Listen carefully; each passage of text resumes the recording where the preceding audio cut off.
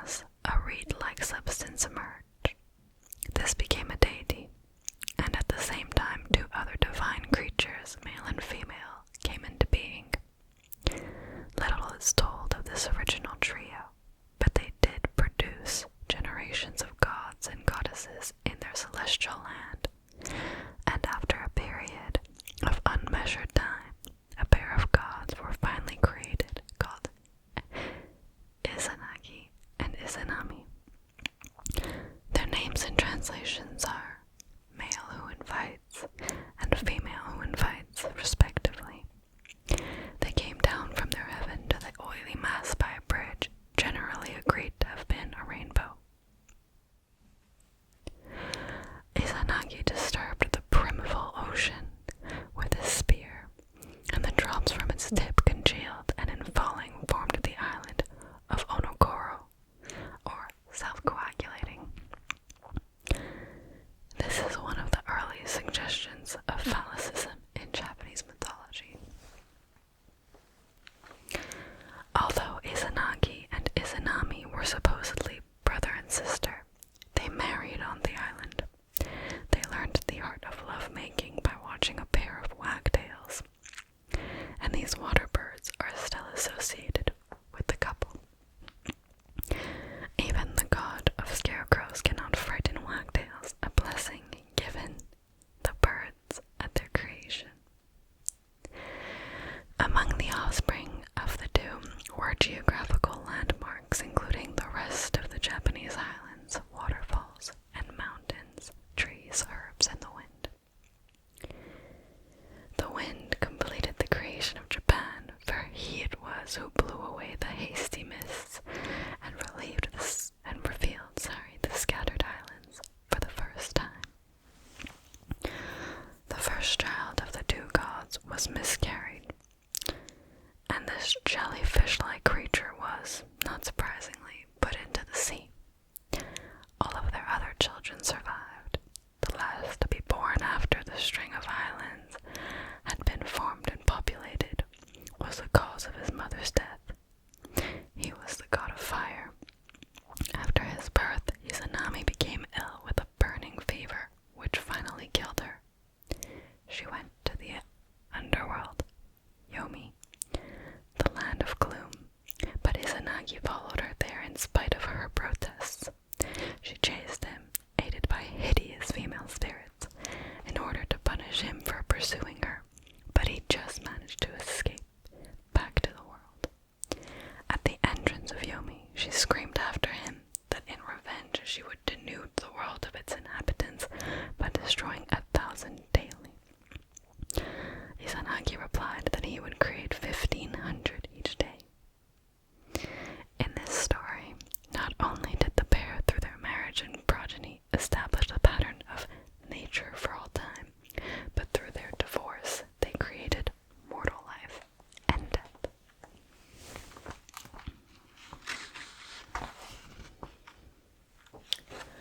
Izanagi kept his word, and after undergoing a ritual purification to wash away the effects of his descent into the underworld, he gave birth to the sun goddess, the moon god, and to Susanoo, the storm god.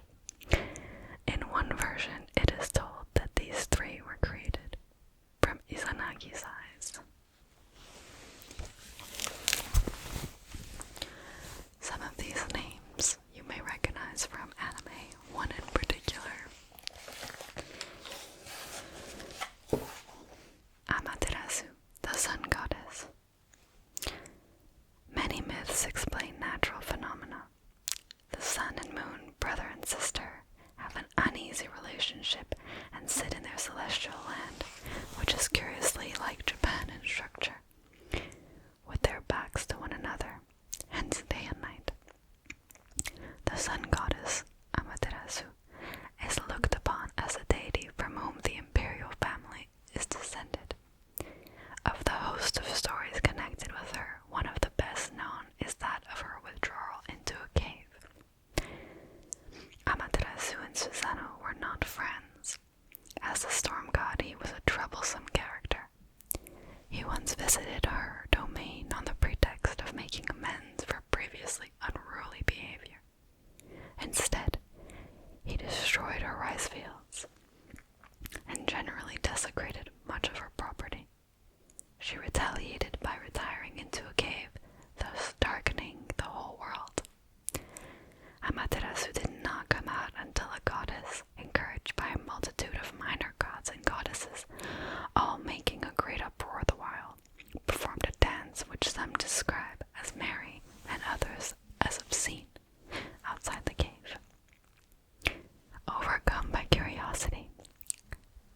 eyes emerged, and in doing so, saw a reflection in a mirror which the gods had fashioned and hung on a tree while she was in hiding. This was the first mirror, and it forms a part of the imperial regalia of Japan. Since the cave episode, the world has experienced normal day and night. Susanoo, however, is not entirely limited to his role as a storm god. His name has been translated as swift, impetuous deity and the impetuous male. He was banished from Amaterasu celestial country and went to the province of Izumo on the coast of the Sea of Japan in Honshu. From there, he was said to have planted forests on the coast of Korea from the hairs of his beard, and because of this, he is associated with forests in general. He is depicted as being heavily bearded, and is perhaps connected with the hairy Ainu, whom I'm not familiar with, but we may discover later. Susanoo and his progeny are also associated with Izumo, his grandson Omitsunu. On coming into his inheritance, wanted to extend the area of the province. He changed the coastline to its present shape by dragging towards him pieces of land from Korea, and also certain islands off of Izumo coast, by means of ropes connected to a mountain. These portions of land, when all joined together, formed the peninsula in the north of Izumo. The last rope used in this complicated operation was tied to Mount Taisen and Yomi Beach, which lies at its foot. It is said to be the remains of it.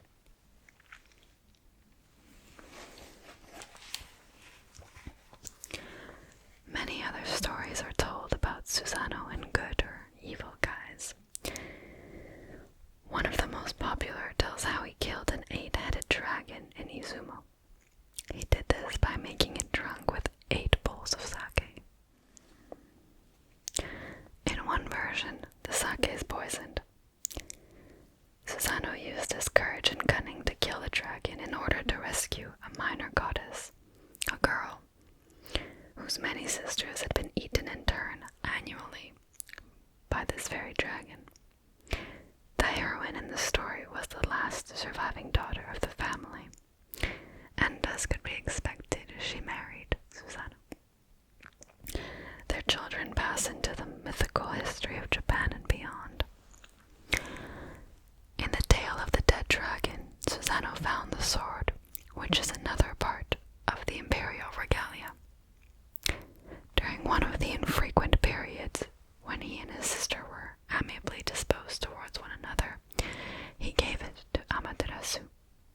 In return, she gave him some of her jewels, which formed the third part of the regalia. On another occasion, she gave him other jewels, which he used as hail and lightning in his capacity as a storm god. Moving forward into the book, a lot of it is very historical and talks about the history of Japan and how the country evolved, how the religions and stories evolved. It also makes a distinction between Buddhism and Shinto. That being said, we can definitely go over that another time. If you wish, please let me know. For now, I will stick with a few stories of legend.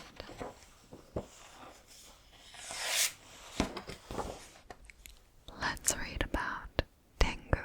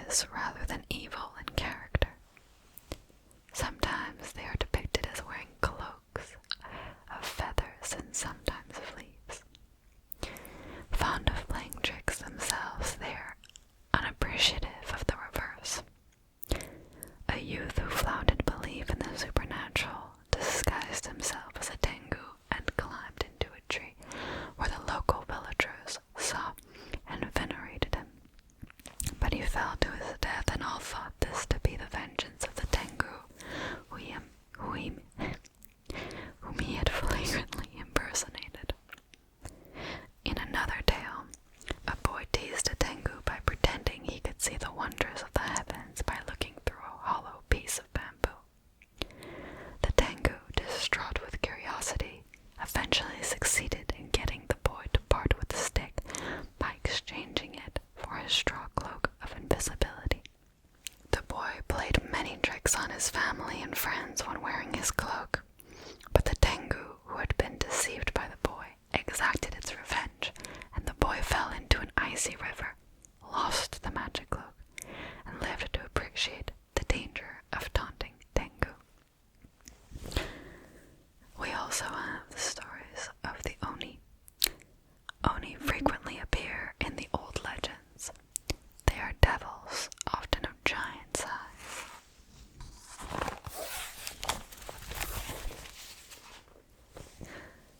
They can be pink, red, blue, or gray in color.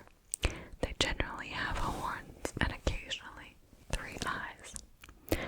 3 toes and 3 fingers are other distinguishing factors of the Oni. They can fly but seldom seem to use this ability. While occasionally they are comic creatures, they're usually cruel, malicious, and lecherous. Intelligence does not appear to be among their attributes. They're believed to have originated in China and to have come to Japan with the Buddhist faith. Often they carry a mallet. So does Daikoku, god of wealth, but there the similarity between god and Oni ends.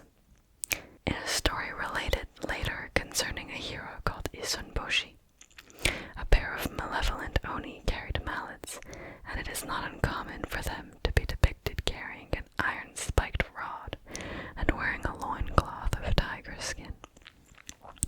Both Momotaro and Yoshitsune with Benkai rescued young women from being captives of Oni. There's another tale which well exemplifies their delight in the human female and their lack of intelligence. A bride was traveling to the village of her future husband when a cloud descended over the vehicle and transported it and its passengers out of sight. The bride's mother immediately left the procession and began a search for her daughter. After a solitary and unavailing journey, she came across a small temple inhabited only by a priestess who gave her shelter for the night. The mother learned from the hostess that her daughter was the captive of a group of Oni in a castle on the other side of the river. The bride was guarded by 2 dogs, and to reach her missing daughter, she would have to cross while the dogs slept. The following morning, the bride's mother found herself alone on an open plain. The temple and the priestess had been supernatural and had vanished completely.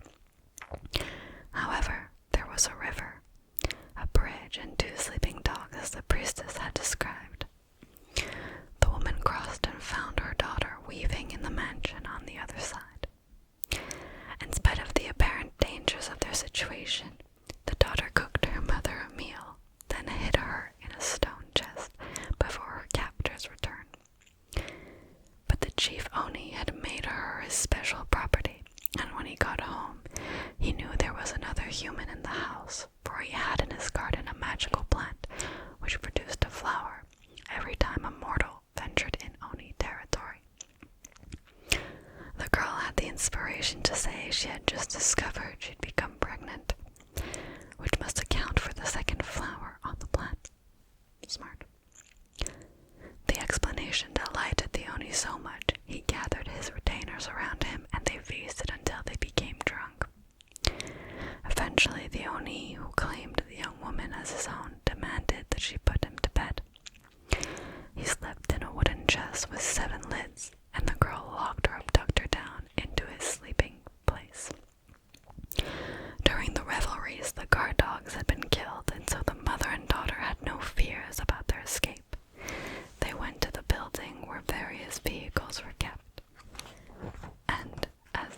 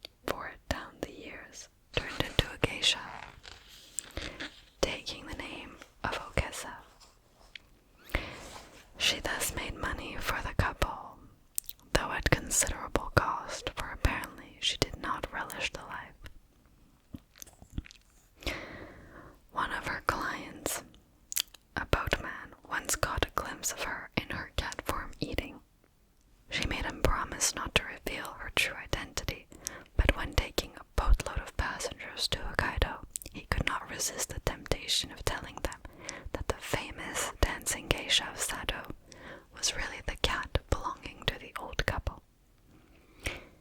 Immediately he had betrayed Okesa's confidence. It is said that a dense cloud appeared in the sky, and from it a vast black cat appeared and snatched him from view. The passengers apparently escaped unharmed. They had, after all, only listened to the story. One can still buy dolls doing the Okesa dance. Now, a reincarnation story. A story of a girl named Otai. She was betrothed to a young man 19 years of age. She was only 15. The couple were genuinely fond of each other in spite of their engagement having been arranged by their families. Otai became ill with consumption, and it became apparent to her as well as to her fiancé that she had not long to live. On the evening before her death, she said she would return to him with a stronger body. He vowed to wait for her, but she could not tell him how he would be able to recognize her when she rejoined him. After her death, he wrote his promise to marry her if she should ever come back to him, sealed the note, and put it by her memorial tablet. Some years went by, and in due course he married again, at the instigation of his family, and had one child. His parents died, and their deaths were soon followed by those of his wife and child. The comparatively young widower set off on a journey in an attempt to find consolation in his griefs many, and while staying in an inn in a village, he was waited upon by a girl very like Otai.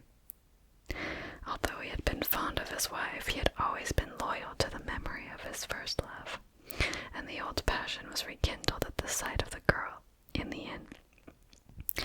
He inquired her name and said she reminded him of someone he had known and loved years before.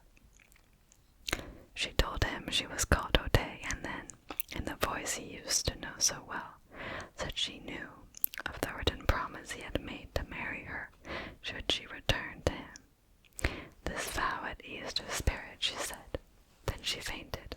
They did get married, and a joyful marriage it was, but after that initial conversation in her new body, Otai had no recollection whatsoever, either of her previous existence or of the talk they had together after it had become widower. Interesting. Let's do one final story. That of Kintaro, in the category of heroes. Kintaro was known for his tremendous physical strength and loyalty. His mother was one of the mountain spirits known as Yamauba. She has also been described as immortal, devoted to her warrior husband who was wrongfully banished from court. As Yamauba, she was the warrior's mistress. Kintaro was a posthumous child, and was brought up in a mountain retreat with only his mother and animals as his companions.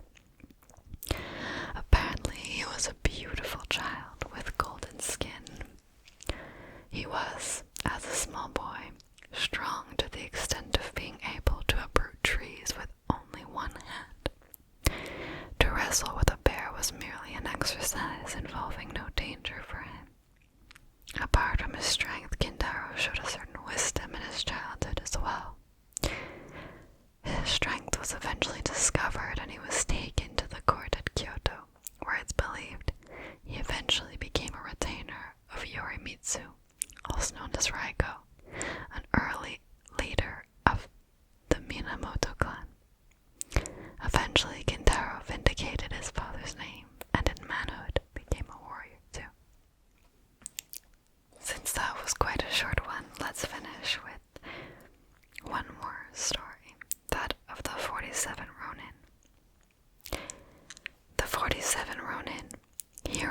of them belong to the early 18th century, and since then their story has caught the popular imagination to the extent of being filmed.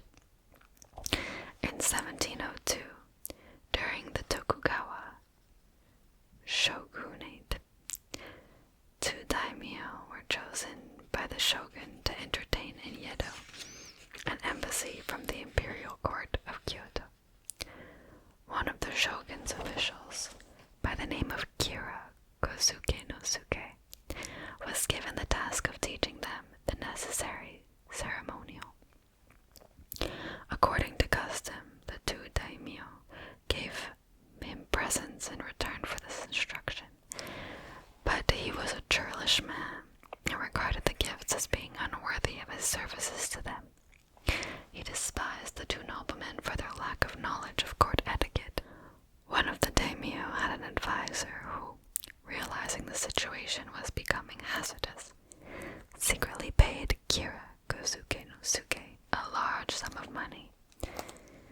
In this way, the daimyo was restored to favor. But the other one, whose name was Asano, had no such advisor and friend. Kira Kosuke no Suke, in his petty-mindedness, began insulting his pupil's apparent poverty and lack of learning.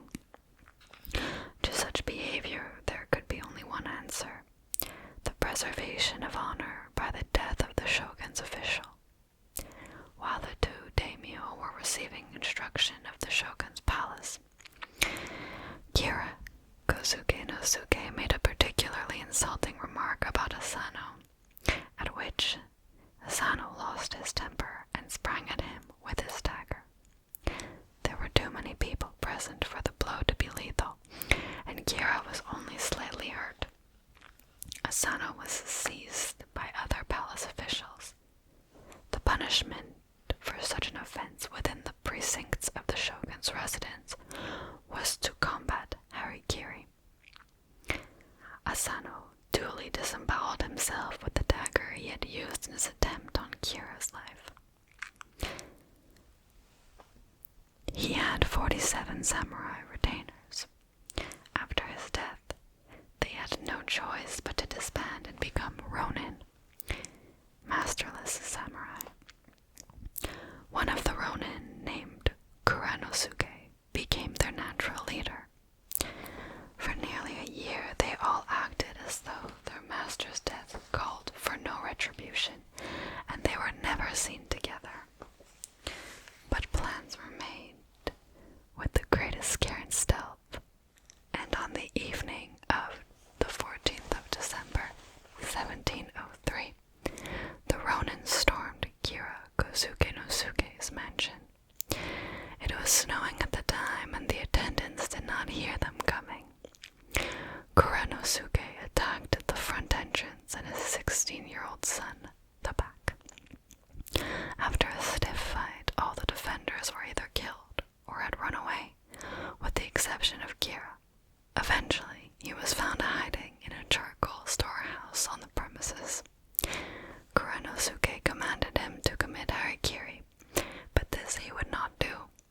So, Kuranosuke beheaded him, not with a clean blow from a sword, but with the dagger which his master had used when he had had the courage to kill himself as ordered. The head was taken by the 47 and laid on the tomb of Asano in the grounds of Sengakuji Temple, Shiba, in Yedo, now known as Tokyo. The story follows its logical course.